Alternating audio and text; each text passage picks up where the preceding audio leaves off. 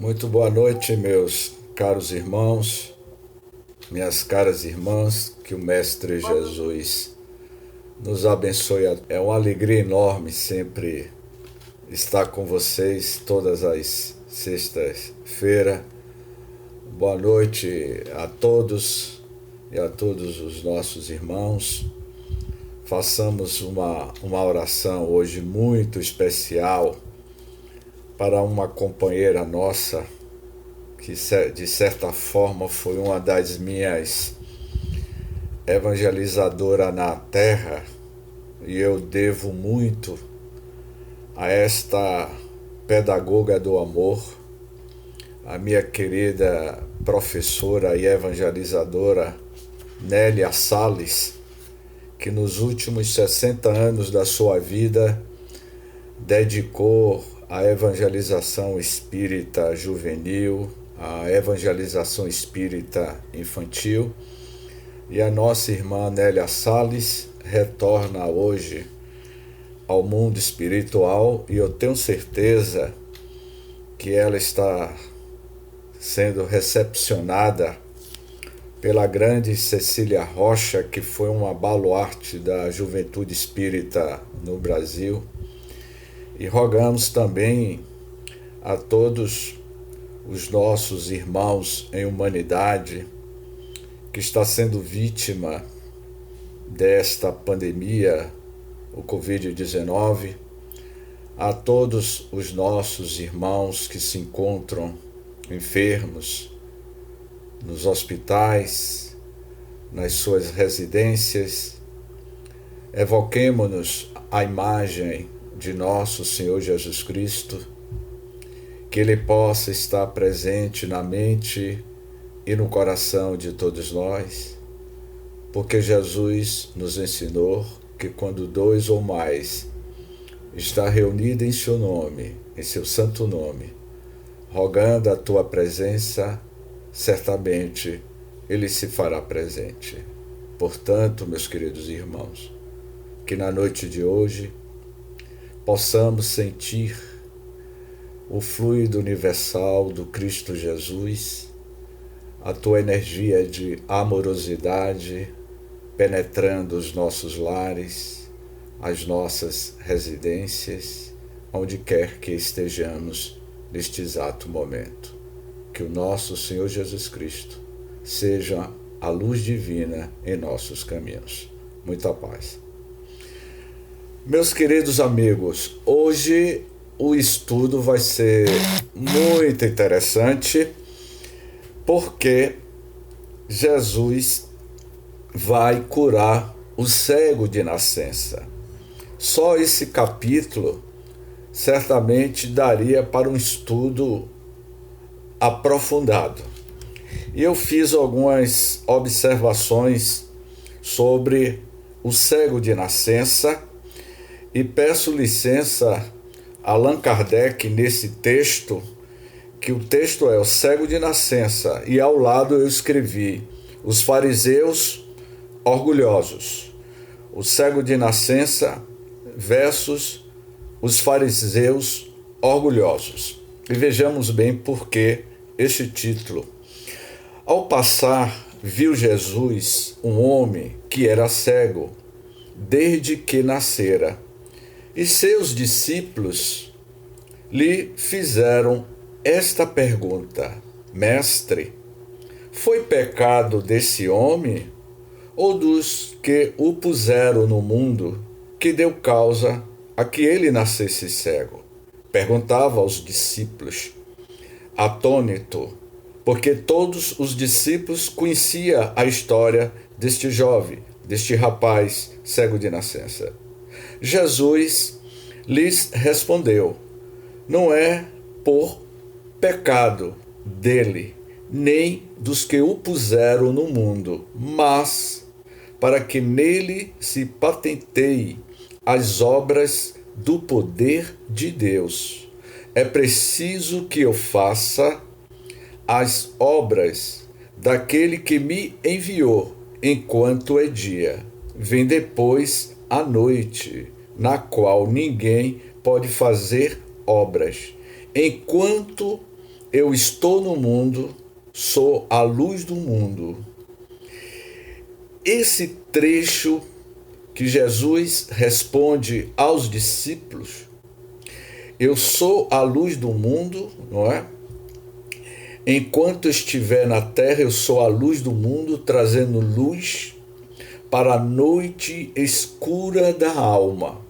A noite escura da alma é uma citação do monge João da Cruz, que ele vai dizer que todos nós temos a noite escura da alma. E o Cristo Jesus, o Mestre Jesus, ele veio à Terra como a luz do mundo para clarear a mente e os nossos corações, para retirar as nossas cegueiras espirituais. Tendo dito isso, cuspiu no chão e, havendo feito lama com a sua saliva, ungiu com essa lama os olhos do cego. E lhe disse: vai lavar-te na piscina de Siloé, que significa enviado.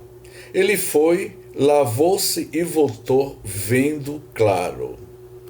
Divaldo Franco, através do espírito Amélia Rodrigues, vai escrever um livro que o título do livro se chama Quando Chegar a Primavera. Quando chegar a primavera, era a presença de Jesus na terra. A primavera, meus irmãos, já chegou com a presença de Jesus, nos trazendo uma primavera de clareza. Jesus veio à humanidade para retirar as cegueiras do nosso mundo íntimo, a cegueira espiritual que muitos de nós ainda permanece de forma intuitiva ou por não querer mudar, por uma questão de livre-arbítrio.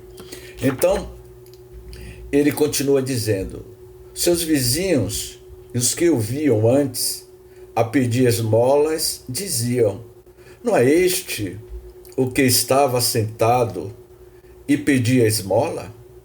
Uns respondiam: é ele. Outros diziam: não é um que se parece com ele. O homem, porém, lhes dizia: sou eu mesmo. Perguntaram-lhe, então, como se abriram os olhos? E ele respondeu: aquele homem, que se chama Jesus, fez um pouco de lama e passou nos meus olhos, dizendo: vai à piscina de Siloé e lava-te. Fui, lavei-me e vejo. Disseram-lhe: onde está ele? Respondeu o homem: não sei. Imagine que Jesus, Kardec vai responder mais adiante, aonde é que estava o poder desta lama e o poder da saliva, a associação da saliva de Jesus com a lama, e passou nos olhos deste homem cego e que voltou a ver a luz do mundo. Mas adiante Kardec vai explicar. Levaram então aos fariseus o homem que estivera cego.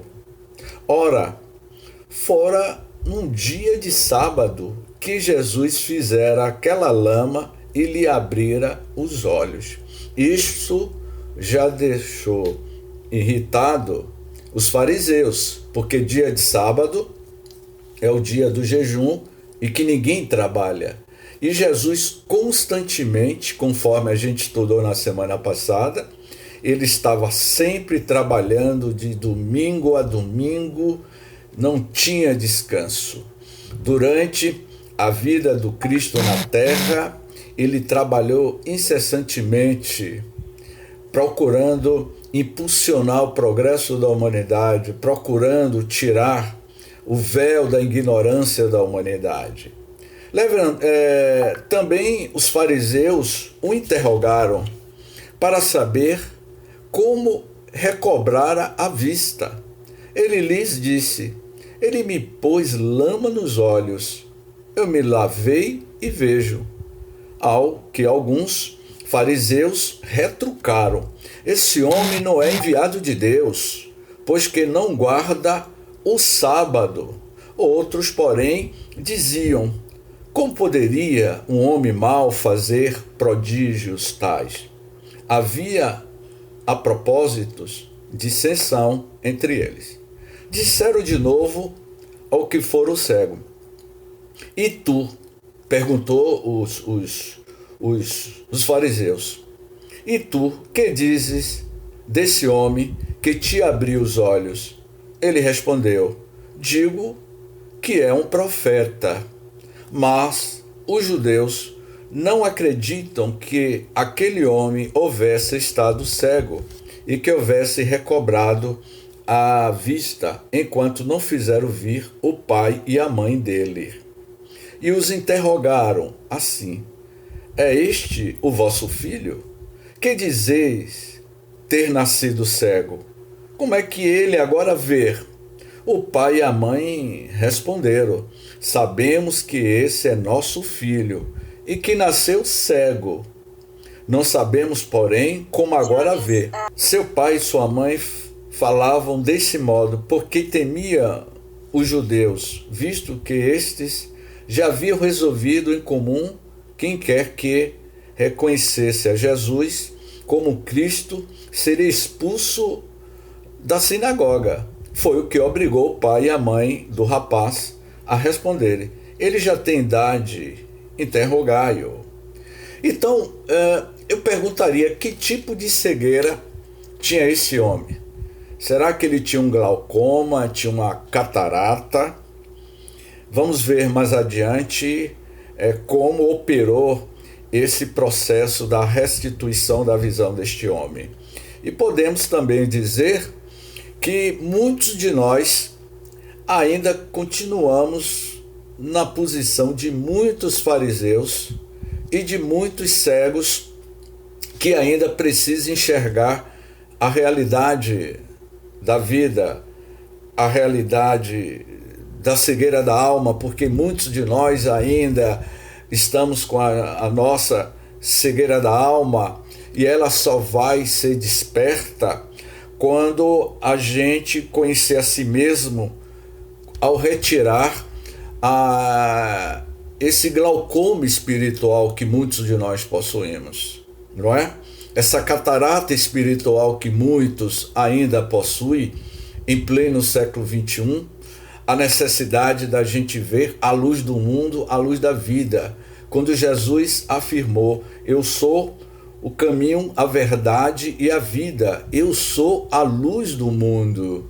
E mesmo ele ter afirmado, muitos de nós ainda não conseguimos perceber a clareza espiritual do Evangelho do Cristo, porque a gente às vezes tem essa película de uma catarata espiritual e que precisa ser gradativamente trabalhado no mundo íntimo de cada um de nós. E aí ele continua com o texto: chamaram segunda vez o homem que estivera cego e lhe disseram: glorifica a Deus, sabemos que esse homem é um pecador.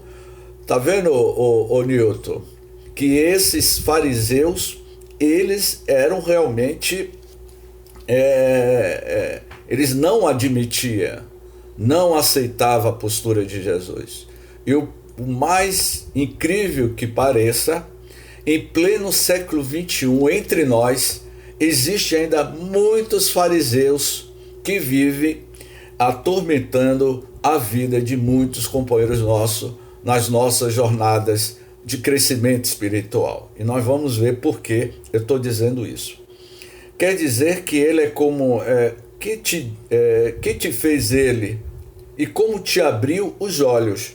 Respondeu o homem: já vô-lo disse, e bem o ouvistes. Por que queres ouvi-lo segunda vez?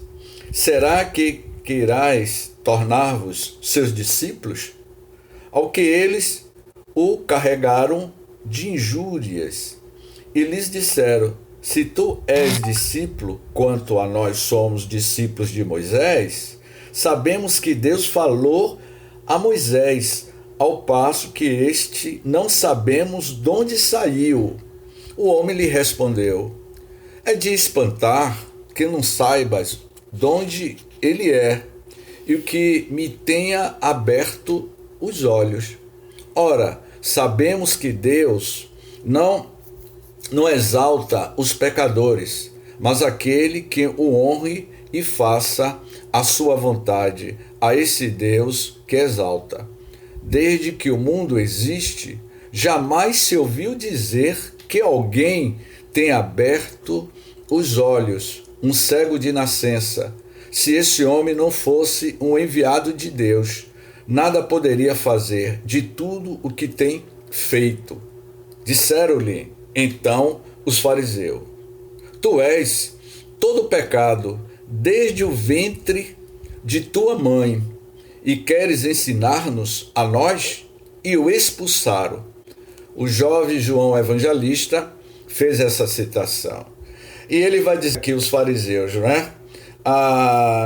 Você quer saber mais do que Moisés, que recebeu o código de ética, aonde Moisés ficou durante 45 dias tentando manter contato com Deus? E nós sabemos que Moisés foi a primeira revelação enviado pelo Mestre Jesus, pelo Cristo planetário, para abrir trincheiras no coração daquele povo ainda arraigado em suas tradições aos hebreus, para que Jesus depois viesse, como Amélia Rodrigues vai dizer, quando chegar a primavera, com o advento do Evangelho de Jesus. Então, Kardec ele vai dar uma interpretação do século XIX e que está muito atualizado com a postura nossa de espíritas nos dias atuais. Vejamos bem o que Kardec analisa sobre o cego de nascença e a relação dos fariseus do século XXI com os espíritas. E ele diz assim, ou vice-versa: esta narrativa, tão simples e singela, traz em si evidente o cunho da veracidade. Nada aí há de fantasista nem de maravilhoso. É uma cena da vida real, apanhada em flagrante. A linguagem do cego é exatamente a desses homens simples, nos quais o bom senso supere a falta de saber e que retrucam com bonomia aos argumentos de seus adversários, exercendo razões a que não faltam justeza nem oportunidade. O tom dos fariseus, por outro lado, é dos orgulhosos que nada admitem acima de suas inteligências. Vamos ver. E que enchem de indagação a só ideia de que um homem do povo lhe possa fazer observações, afora a cor local dos homens, de se há ser do nosso tempo o fato. Ser expulso, meus amigos, ele vai dizendo aqui, ser expulso da sinagoga, não é? Equivalia a ser posto fora da igreja. Era uma espécie de excomunhão. Os espíritas, não é? Cuja doutrina é do Cristo, de acordo com o progresso das luzes atuais do século XIX, são tratados como os judeus que reconheciam em Jesus o Messias. Excomungando-os, a igreja os põe fora do seu seio, como fizeram os escribas e os fariseus com os seguidores do Cristo. Assim aí está um homem que é expulso porque não pode admitir seja um possesso do demônio, daquele que o curara, e porque rende graças a Deus pela sua cura. Não é o que fazem com os espíritas? Eu me recordo, e peço licença a todos vocês, em um certo momento da nossa vida, eu peguei um táxi na Cidade Baixa, no comércio, e era uma época que a minha mãe, ela tinha um armarinho, e eu fui em uma loja no comércio pegar umas encomendas e peguei um táxi. E ao entrar neste táxi, o que me chamou a atenção era uma Bíblia bem usada, uma Bíblia muito velha, em cima do carro, não é? No porta-luva do carro. E quando eu disse a ele para onde eu estava indo, me lembro como se fosse hoje, que foi na ladeira da Água Brusca, subindo a ladeira da Água Brusca. Este senhor puxou um diálogo conosco e me perguntou: você já aceitou Jesus? Você já se entregou a Jesus? Ele me fez essa pergunta, o taxista. E eu respondi a ele que desde que eu me entendo como criatura humana, eu sempre fui voltado às coisas de nosso Senhor Jesus Cristo. E ele me perguntou, meus queridos irmãos, eu tenho certeza que muitos de vocês já passaram por essa experiência. E qual é a sua profissão de fé? Eu disse a ele que era espírita. E quando eu afirmei, meu amigo Jorge, Ângela, enfim, que eu era espírita, ele me excomungou, dizendo que eu era Satanás e o diabo. Porque espiritismo é coisa do demônio, é coisa de Satanás. E aí eu disse a ele: o senhor está me ofendendo, porque meu pai e minha mãe são espíritas. Ah, então toda a sua família é de Satanás. Isso dentro do carro, subindo a ladeira da Água Brusca. E eu disse: o senhor está me ofendendo. Eu sou o seu passageiro, o senhor não deveria estar falando comigo aqui dessa forma, porque não é isso que eu estou conversando com o senhor. E ele veio o tempo todo até o bairro do Palmiúdo, falando dessas questões. Quando eu parei quando ele parou o táxi na porta da loja, eu paguei a corrida, ele desligou o velocímetro, pegou a sua Bíblia e pregou o seu evangelho na porta da loja de minha mãe. E nessa época meu pai ainda era vivo, e ele começou a excomungar a mim, meu pai e minha mãe na porta do armarinho, pelo simples fato de eu ter dito que era espírita. Portanto, quando o senhor João Firmino da Silva, o nome dele, o meu genitor, no mês de julho de 1960, um ano antes de eu nascer, meu pai, com toda a sua boa intenção, pediu a mão em casamento da minha mãe. Minha mãe hoje está com 81 anos. E minha mãe disse assim: eu quero casar na igreja. E meu pai prontamente aceitou de bom grado que ele e ela casassem na igreja no interior, na cidade de Mundo Novo, há 62 anos atrás. Quando o padre descobriu que meu pai, Newton, que meu pai era espírita, ele não aceitou casar meu pai na igreja, porque ele era filho de Satanás, Cris. E aí ele foi excomungado de dentro da igreja. Aqui o senhor não casa porque o senhor professa esse tal de espiritismo que tem pacto com o diabo, com o demônio. Isso em pleno século XXI. Então imagine o que Jesus viveu naquela época, como vocês vão ver mais adiante. E meu pai e minha mãe tiveram que casar em casa. Eles casaram na casa dos meus avós. Então, esse preconceito ainda continua hoje em pleno século XXI. essa cegueira espiritual, muitos ainda permanecem. A primavera chegou para todos, mas não são todos que sentem o perfume desta primavera, que é o aroma do Evangelho de nosso Senhor Jesus Cristo, que está para todos, para nos renovar.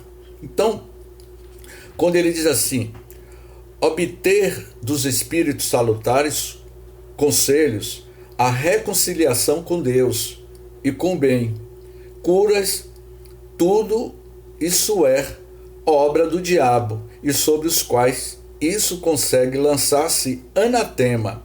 Não se tem visto padres declararem do alto do púlpito que é melhor uma pessoa conservar-se incrédula do que recobrar a fé por meio do espiritismo? Não há os que dizem a doentes que estes não deveriam ter procurado curar-se com os espíritas, que possuem esse dom, porque esse dom é satânico. Curar, eles vão dizer que é um dom satânico.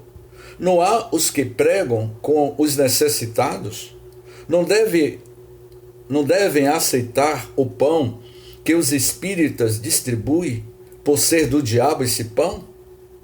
Que outra coisa diziam ou faziam os padres judeus e os fariseus? Aliás, ele vai dizer assim, aliás, fomos avisados de que tudo hoje tem que passar como ao tempo do Cristo, não é?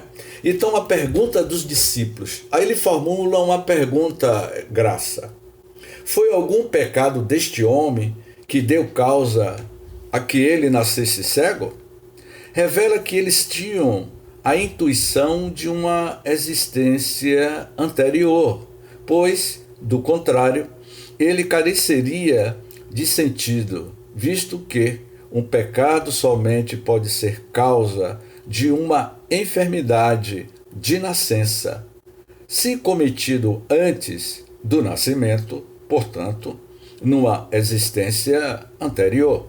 Se Jesus considerasse falsa semelhante ideia, ter-lhe-ia dito: como houvera este homem podido pecar antes de ter nascido?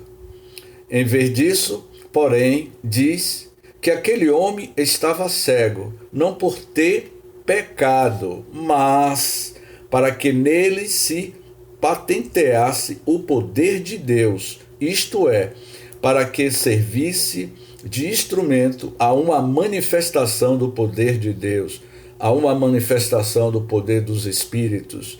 Se não era uma expiação do passado, era uma provação apropriada ao progresso daquele espírito, porquanto Deus, que é justo, não lhe imporia um sofrimento sem utilidade. Quanto ao meio empregado para sua cura, evidentemente aquela espécie de lama feita de saliva e terra, nenhuma virtude poderia encerrar, a não ser pela ação do fluido curativo, do poder magnético, da energia espiritual do Cristo, essa grande usina de luz curativo de que fora impregnada. É assim que as mais insignificantes substâncias, como a água, por exemplo, podem adquirir qualidades poderosas e efetivas sob a ação do fluido espiritual ou magnético, ao qual elas servem de veículo, o que se quiserem, que é constituído no seu envoltório. Portanto, todos nós somos portadores deste magnetismo.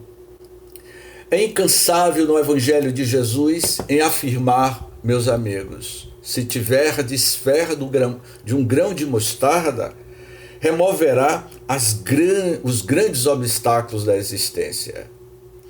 Nos anos 80, eu não sei se algum de vocês conheceram, no bairro da Saúde, era uma moça, o nome dela era Lúcia, o médio Lúcia. Lúcia, nos anos 80, no bairro da Saúde, ela estava realizando verdadeiras cirurgias, e eram cirurgias de cortes. Naquela época, Lúcia, esse médio de cura, recebia o espírito de Dr. Fritz em Salvador, e ela realizou inúmeras cirurgias. Eram multidões que iam ao bairro da Saúde para ser curado pelo espírito Dr. Fritz. E algumas pessoas da minha família passou por essa cirurgia e hoje, na época, tinham problemas sérios de saúde e hoje estão até aí para contar a história desse médio de cura de Lúcia, tantos outros. E aí, nesse outro capítulo, Jesus vai falar sobre as numerosas curas operadas por ele. Vejamos bem, eu me recordo que a instituição espírita Humberto de Campos, ela é diferente da Casa do Caminho. A proposta da Casa do Caminho, que nós estamos veiculados, todos nós, é uma proposta pedagógica. A Casa do Caminho tem os estudos, que é uma proposta de conhecimento. A Casa do Caminho tem uma proposta de atendimento espiritual, de cirurgias espirituais. Mas Humberto de Campos, a instituição que eu também sou veiculado, nos anos 90, teve a presença de um rapaz chamado Fernando. E naquela época a gente estudava muito espiritismo, estava muito pelo lado da intelectualidade, do racional. Esse jovem Fernando começou a participar das sessões mediúnicas quando, um certo momento, um espírito de um argentino começou, através dele, dizer que iria realizar cirurgias espirituais no Centro Espírita Humberto de Campos e que era para que a gente convidasse a comunidade necessitada, que o espírito doutor fulano de tal iria realizar as suas cirurgias. A primeira pessoa, Rafael, que não acreditou fui eu, o Cris. Eu não acreditei, eu fiquei, Cris, sabe, com o olho fechado e outro aberto, não é? Eu não acreditei. Eu tinha que ser o Santo Tomé para crer e ver. Não é isso, Nilton, que acontece? Não é? Então, foi um período que eu estava ampliando a minha casa. Eu ia bater uma laje na minha casa. Sabe o que é bater laje? Você carregar aquelas latas de concreto na escada e jogar em cima da laje. Você reúne no final de semana os amigos para bater laje, para carregar aquelas latas de concreto nas costas. Seria mais ou menos esse período que eu estava construindo a minha casa. Um mês antes de eu bater a laje da minha casa, eu tive um problema, Cris, seríssimo na minha coluna, Cris. Seríssimo. Eu fiquei travado em cima da cama. Sabe o que é isso, dona Elizabeth? Eu fiquei travado. Minha amiga Jailda, Edinho, Alessandra, Edinalva, eu não sei se algum de vocês já tiveram problema seríssimo de coluna. Quando eu respirava, eu sentia dores terríveis na coluna. Eu não tinha condições nenhuma de ajudar os meus amigos a bater a laje da minha casa. Até que um dia, na reunião no Humberto de Campos, o Fernando virou e eu comentei com ele: Fernando, eu estou com um problema na coluna, fulano de tal vai curar você. Aí eu virei e disse assim: Cris, eu vou testar esse espírito para ver se isso é verdade. Porque a proposta do Humberto de Campos é estudar e não fenômenos de cura. Eu disse isso a mim mesmo. Eu tenho certeza que esse é um espírito que ele não cura coisa nenhuma. E aí eu fui um domingo pela manhã, naquela postura de Tomé, eu acho que era multiplique Tomé 100 vezes, incrédulo, porque a gente estuda demais, não é? Não é isso, Ângela? A gente usa muito a lógica racional e não acredita nesses fatos. Aí eu fui no domingo pela manhã, aí tinha várias pessoas na porta, e eu era um dos diretores na época que não concordava com essas cirurgias que eram realizadas domingo pela manhã. Eu era um dos diretores e não aceitava, mas a maioria concordaram que tivesse, enfim. Aí eu fui. Por incrível que pareça, eu fui a segunda pessoa a ser atendido por Fernando. Fernando devia ter uns 26 anos. Eu devia ter na época uns 29 anos mais ou menos. Eu entrei entravado. Fernando, eu vi álcool éter em cima de uma mesa, não teve corte nenhum, era sem corte. E aí de repente eu vi aquele meu amigo Fernando mudar o sotaque, era um sotaque de um argentino, de um castelhano bem carregado. E ele disse assim: deite-se de costas que eu vou verificar o que houve na sua coluna. E naquele sotaque de castelhano carregado, misturado com o português. Quando eu deitei de costas, ele não passou nenhum bisturi. Ele pegou algodão, apenas o algodão com éter, passou na minha coluna, mandou que eu tirasse a camisa, eu tirei a camisa, ele passou o éter nas minhas costas e simplesmente, é o que nós chamamos de fluidoterapia, ele não encostou as mãos, ele apenas foi passando as suas mãos em cima da minha coluna, e na medida que ele passava as mãos sobre a minha coluna com uma certa altura, eu sentia como se algo tivesse queimando nas minhas costas. Eu sentia um formigamento na minha coluna vertebral. E ele virou para mim e disse assim: levante-se e eu vou lhe dizer que não fume, não coma carne vermelha, daqui a 15 dias você retorna para eu verificar como ficou a sua sutura. Acreditem, quando eu levantei da maca e que eu fui para casa, eu não estava mais sentindo nada. E 15 dias depois, eu já estava, meu amigo Luiz, batendo a laje. Você tem cara que já bateu muita laje na infância, não já, Luiz? Já ou não já? Abra o microfone, Luiz. E você sabe do que eu estou falando. 15 dias depois, Cris, eu estava carregando lata de concreto na cabeça, subindo escada, e desse dia em diante eu nunca mais tive problema na coluna. Por isso que eu pedalo até hoje, e eu agradeço ao espírito do argentino que me curou. Então, numerosas curas operadas por Jesus, e mesmo assim a gente não acredita. Desse dia em diante eu mudei o meu conceito. Pois bem, Jesus ia por toda a Galiléia ensinando nas sinagogas, pregando o evangelho do reino e curando todos os necessitados, todos os enfermos no meio do povo, tendo-se a sua reputação espalhada por toda a Síria. Traziam-lhe os que estavam doentes e afligidos por dores e males diversos, os possessos, os lunáticos, os paralíticos, e a todos curava.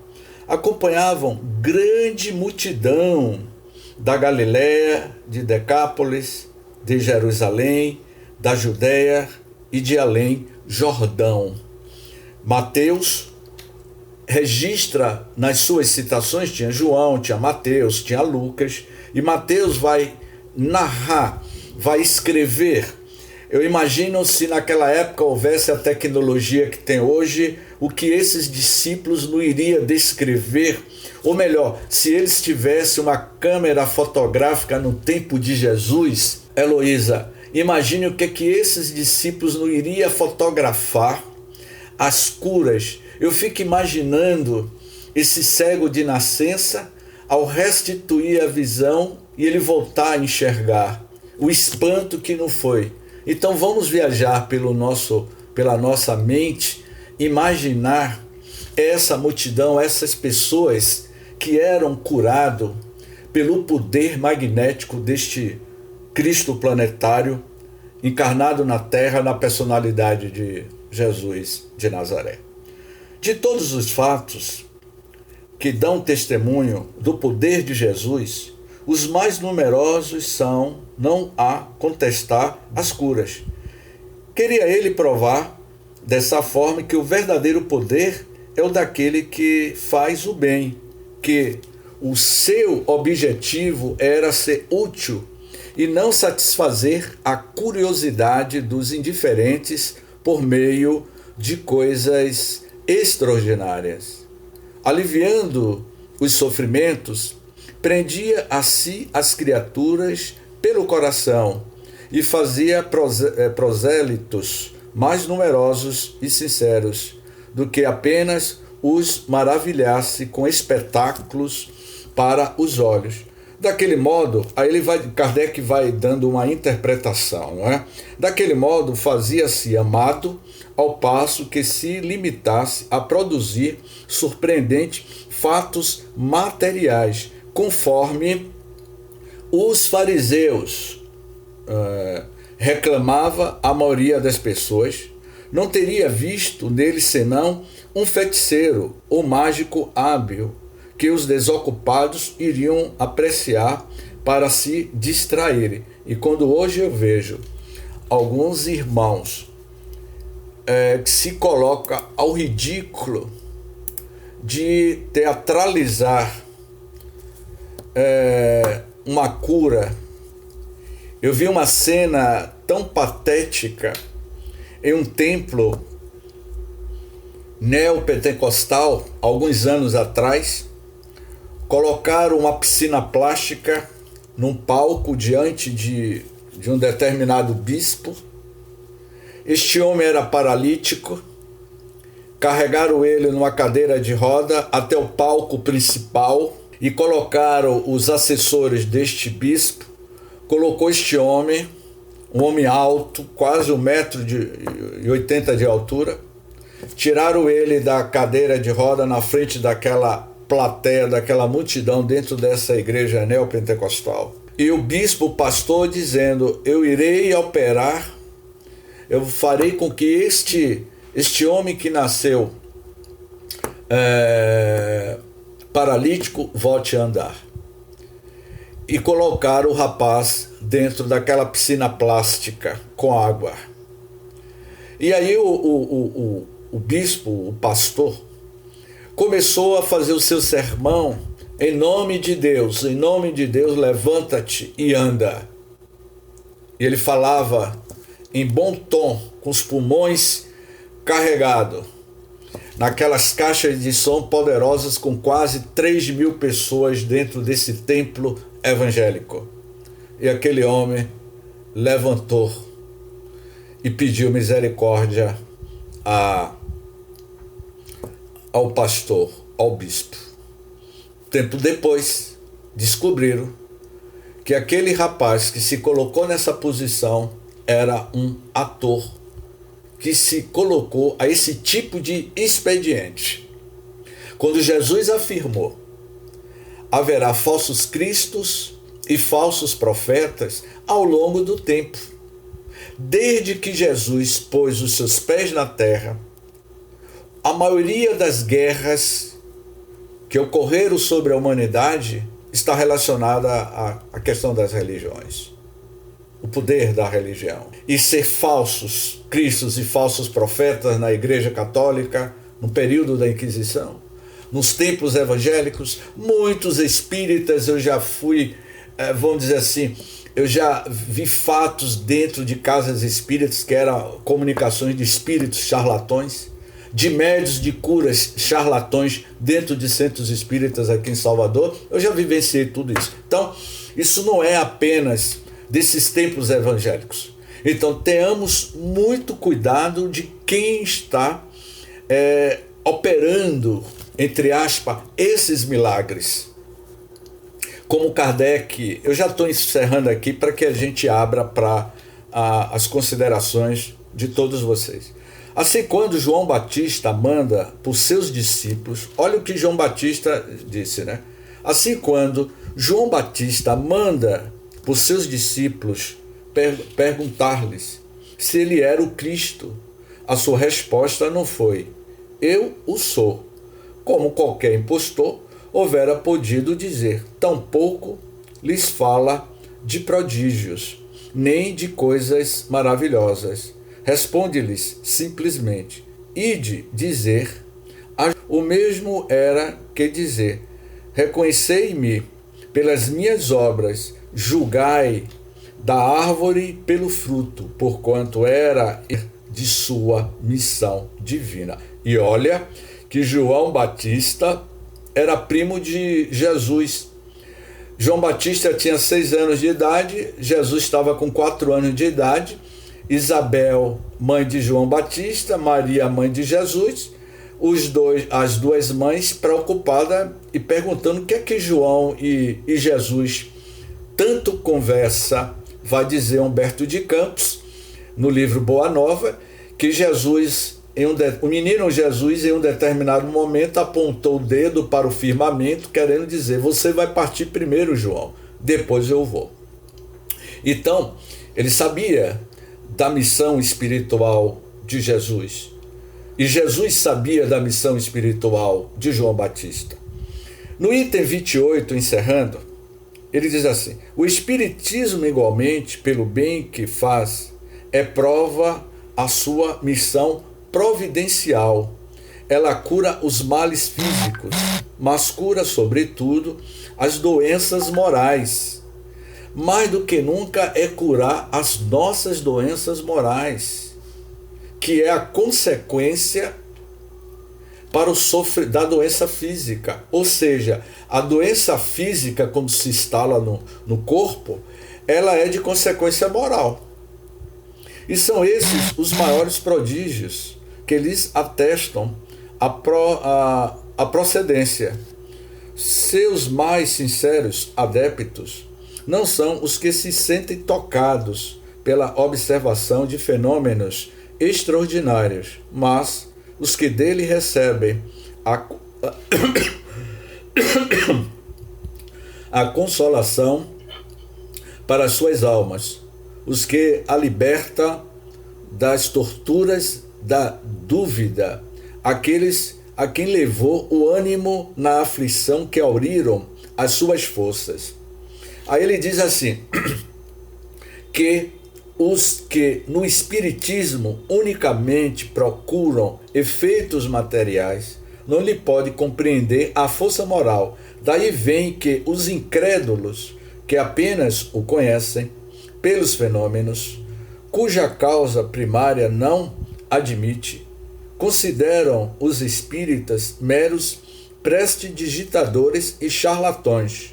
Não será, pois, por meio de prodígios que o Espiritismo triunfará da incredulidade, será pela multiplicação de seus benefícios morais, porquanto, se é certo que os incrédulos não admitem os prodígios, não menos certo é que conhecem, como toda a gente, o sofrimento e as aflições, e ninguém recusa alívio e consolação. Portanto, eu acho que, como dizia um amigo nosso que já desencarnou, não é?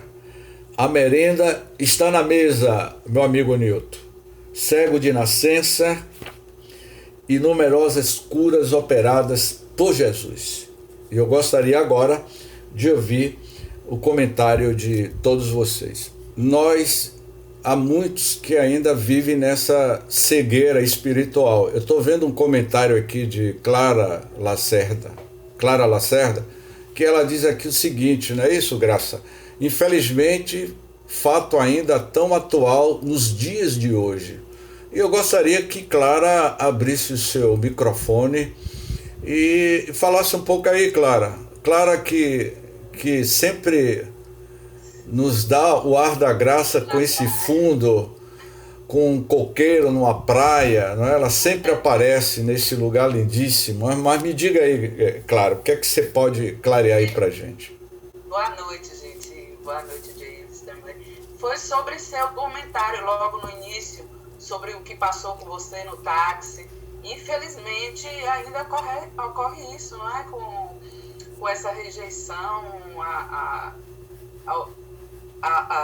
às crenças, né? As várias crenças e os caminhos que a gente busca, que vai dar no mesmo. Para mim, é como você se porta, como você é como pessoa, que importa, não é? Como a gente se presta a auxiliar e a viver as palavras do Cristo, seja ele chamado de, como a gente queira denominar, nas nossas crenças, ou não, ou respeitar também quem não crê, porque a gente só fala de quem crê, né? E tem aqueles que não creem também, e a gente tem que respeitar também. Então foi sobre esse comentário, na hora que você estava falando, aí eu coloquei que infelizmente acontece muito, e aí, mas você já tinha acrescentado que também ocorre bastante. Infelizmente, ainda estamos muito cegos e muito distantes de chegar próximo desse mestre, né? E você já viveu alguma experiência nesse sentido, Clara? Já, sim, eu sou assim, eu sou católica, não vou deixar de ser. Fui criada na religião católica, sigo, acredito em santos. Para mim, o dia 23 de abril é um dia importante. Primeiro, se minha mãe estivesse viva, era o dia de nascença dela, e para mim eu creio também em São Jorge.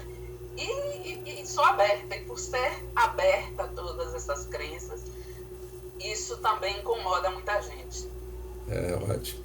E Gabriela Brito, Gabriela, você poderia me falar se você já teve alguma experiência nesse sentido, sobre essa, por que que nós, com essa doutrina espírita que nós possuímos, né? Somos detentores desses valores, desses grandes diamantes que é a doutrina espírita, mas mesmo assim alguns ainda procuram permanecer na sua cegueira interior. O que é que você pode me falar, Gabriela Brito? Abra aí o microfone, Gabriela. Oi, boa noite. Abra aí sua tela, Gabriela, que a gente quer lhe conhecer, né, Gabriela? Eu tô de confeiteira aqui, de toquinha na Ótimo, cabeça. abra, Gabriela, porque aí você vai fazer seu merchandising. Não tem problema. Boa noite, gente. Ótimo, Gabriela. Então, em relação a essa questão da cegueira, eu acho que é muito do ser humano, né? A gente está aqui na caminhada. Em relação a outras religiões, na verdade, eu não tenho muita dificuldade, porque em meu ambiente de trabalho, normalmente, eu restringo muito essa informação. Eu me sinto, na verdade, quando eu me sinto confortável, porque eu sei que tem essa questão do preconceito, né? Eu falo. Mas eu também me identifiquei muito com a fala anterior, porque eu também eu me sinto muito livre. Eu entro em qualquer lugar desde que eu me sinta bem. Já entrei em centro espírita, não me senti bem, por exemplo, e fui embora. Assim como eu gosto muito da Igreja do Bom Fim, vou até lá. Assim como já entrei em centros de Umbanda, em terreiros de Candomblé, e eu vou, na verdade, apesar de seguir bem a linha espírita, dentro de estudo, doutrina, tudo, eu me sinto muito livre para frequentar ou ir ou conhecer qualquer religião. Eu, na verdade, às vezes tenho dificuldade com o contrário, né? Dentro da casa espírita, às vezes, de perceber que alguns espíritas acham que o espiritismo é melhor do que as outras religiões, né? E às vezes, na minha adolescência, em alguns grupos de estudos, eu já me peguei pontuando isso, né? Que a gente não é melhor do que ninguém, né? A gente tem uma visão diferente de uma outra pessoa que é evangélica, por exemplo, que é católica, e tudo bem, né? Quem foi que disse que sou eu que estou certa e o outro está errado? Né? A gente tem que respeitar. E não tenho muita dificuldade. Tenho um grupo de amigas, inclusive, que duas são evangélicas, uma não acredita em nada e eu sou espírita, e nos damos muito bem, a amizade verdade, de mais de 15 anos. Então, não tenho muita dificuldade, não. A minha dificuldade mesmo é dentro do centro, às vezes, perceber como algumas falas, às vezes, não são bacanas, nesse sentido de entender que o espiritismo está acima, que o espírita, ele é melhor, a Muito bem, Gabriela. É melhor do que as outras. Gabriela, meus amigos, eu vou pegar essa fala de Gabriela, e ela falou algo que é exatamente isso mesmo. Essa fala de Gabriela é exatamente, ou melhor, foi exatamente a fala, Cris, de Kardec. Só que Gabriela falou de outra forma. E Kardec, Gabriela, disse exatamente o que você falou, mas com a linguagem do século XIX. Ele iria dizer o seguinte, Gabriela. Ele trocava cartas com o movimento espírita na Espanha. E em uma dessas cartas, ele vai dizer: meu caro amigo fulano de tal, eu preciso ter pele de elefante, eu preciso ter a pele de um elefante que é muito grossa para aguentar as alfinetadas dos meus irmãos ideal de espiritismo, porque o maior inimigo que eu tenho enfrentado não são os católicos, são os próprios companheiros da doutrina espírita. Em um determinado momento ele publicou esse fato na revista Espírita. Em outro momento, Kardec também vai falar do ataque que ele sofria pelos intelectuais, pelos os padres católicos. Eu me lembro, viu, Cris? Eu tenho uma madrinha que desencarnou há 7 anos aproximadamente, Cris. Ela tinha 100 anos, a minha madrinha. Ela morava na Baixa do Sapateiro, num casarão antigo. E quando ela morreu, eu recebi uma ligação da sua filha de criação, dizendo assim: James, a sua madrinha faleceu e ela deixou no testamento dela, você consta no testamento dela, porque geralmente a gente pensa que madrinha é rica, que tem muito dinheiro, não é? E aí eu disse assim, Ayrton, agora eu vou ficar rico, porque minha madrinha faleceu, ela morava na Baixa Sapateiro, mas devia ter muito dinheiro, enfim. Eu fui, Cris, ô meu amigo Newton, eu fui até a Baixa do Sapateiro encontrar com a filha adotiva, porque eu ia receber o que era meu de direito. Para minha surpresa, quando eu cheguei lá, ela disse assim: James, a sua madrinha deixou para você aqui no testamento essa santa. Eu ia receber de testamento uma santa. Sabe que santa era, meus caros amigos, meus digníssimos irmãos de ideal espírita cristão?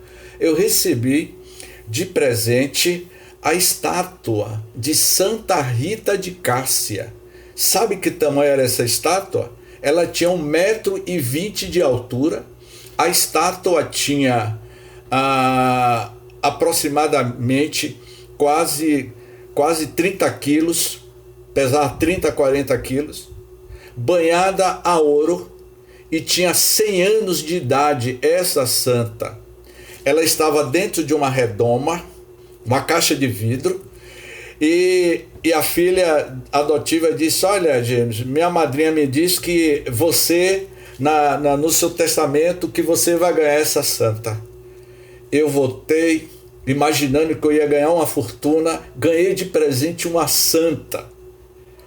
E trouxe essa santa com o maior cuidado e deixei na minha casa durante 2 meses. Para minha surpresa, ao falar aos companheiros do centro espírita, onde eu trabalhava, e eu dizia que tinha uma santa lá em casa, e as pessoas me perguntavam: mas James, você agora é devota de Santa Rita de Cássia? Como é você como espírita com a santa dentro de casa? Eu disse: meus amigos, depois que eu coloquei essa santa, parece que a minha sala iluminou, a minha casa está mais iluminada. E aí os companheiros perguntavam: James, o que é que você vai fazer com essa santa? Eu disse assim: eu vou levar para alguma paróquia que seja devota de Santa Rita de Cássia. E aí eu localizei uma igreja na cidade de Aramari, depois de Alagoinhas, 8 quilômetros, a 150 quilômetros de Salvador. Liguei para o padre, eu conhecia a paróquia de lá, porque eu sempre ia lá em Aramari, e o padre me disse: pode trazer, meu filho, só que você vai ficar com essa santa um ano aí na sua casa, porque a reforma da igreja vai durar um ano. E quando terminar a reforma, eu ligo para você. Você traz e você participa da procissão de Santa Rita de Cássia. E aí, um ano depois, a igreja ficou pronta. Ele marcou a data de levar a santa. A santa era a coisa mais linda.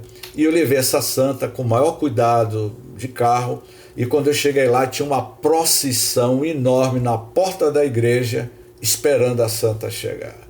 Quando eu soltei do carro, que eu abria o porta-mala do carro com a santa dentro, vieram aqueles fiéis, pegaram a santa, botaram no altar e me levaram junto e começaram a orar. Eu fiquei lá, Cris, no altar, ao lado do padre, lembrando as minhas velhas reminiscências da época de padre.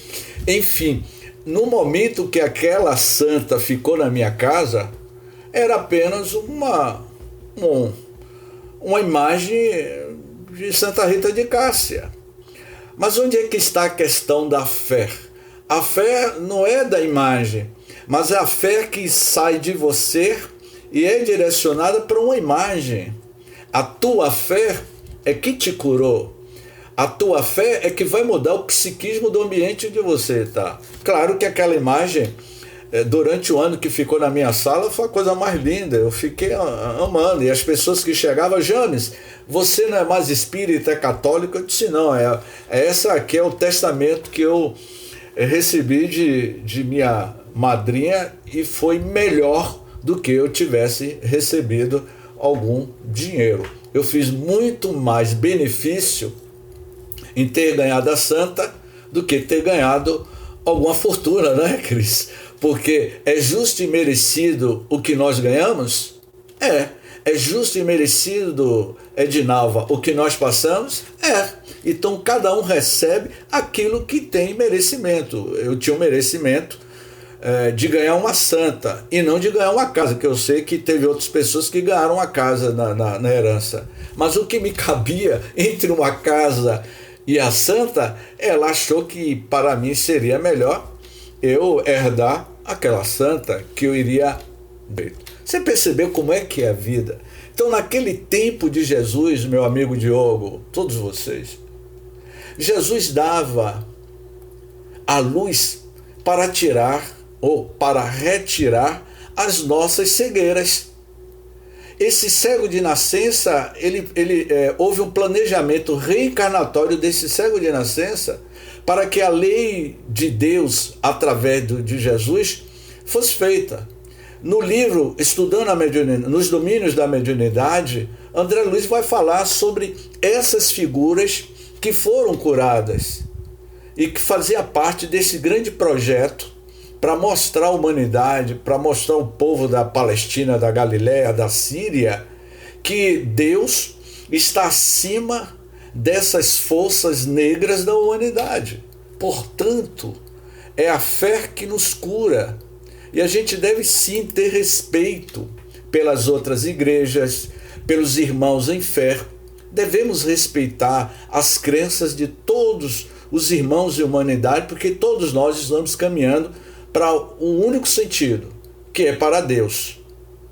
Todas as religiões estão num único sentido: chegar a Deus, sentir Deus. Mas cada um sente Deus, traz Deus para a sua vida de acordo com a sua compreensão, a sua maturidade espiritual. Portanto, essas são as nossas considerações, e na próxima semana nós vamos falar sobre os possessos, né?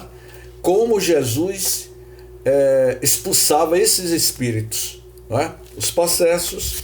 Vamos falar sobre ressurreições, a filha de Jairo, como Jesus, Newton, operou a ressurreição da filha de Jairo, não é? Então, meus amigos, essas são as nossas considerações, E eu vou pedir a vocês que a gente, mais uma vez, façamos as nossas vibrações, orações aos nossos irmãos que estão desencarnando, a essa política da humanidade, que os políticos, que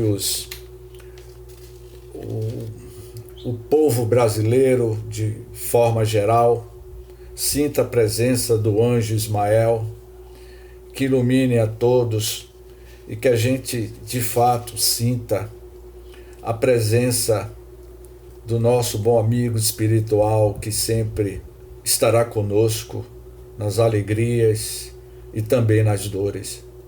Sejamos eternamente, meus queridos irmãos, agraciado pela presença da imagem de nosso Senhor Jesus Cristo, que sempre estará eternamente conosco até os finais dos tempos. Jesus, meus irmãos, minhas irmãs, é a luz do mundo, esta luz que veio clarear as sombras que ainda permanecem no mundo íntimo de cada um de nós.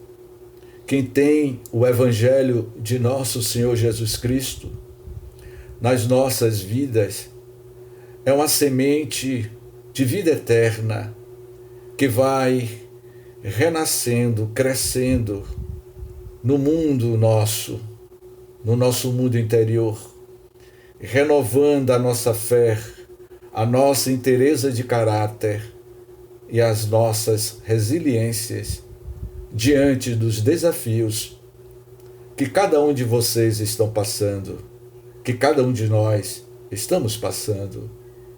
Rogai sempre a presença de Maria de Nazaré, a mãe de Jesus, nos momentos mais delicados da jornada da vida de cada um de vocês, de cada um de nós. Tenhamos a imagem de Maria de Nazaré em nossos corações, visualizando-a, estendendo as suas mãos terapêuticas, nos convidando a ser abraçado com teu manto de amor.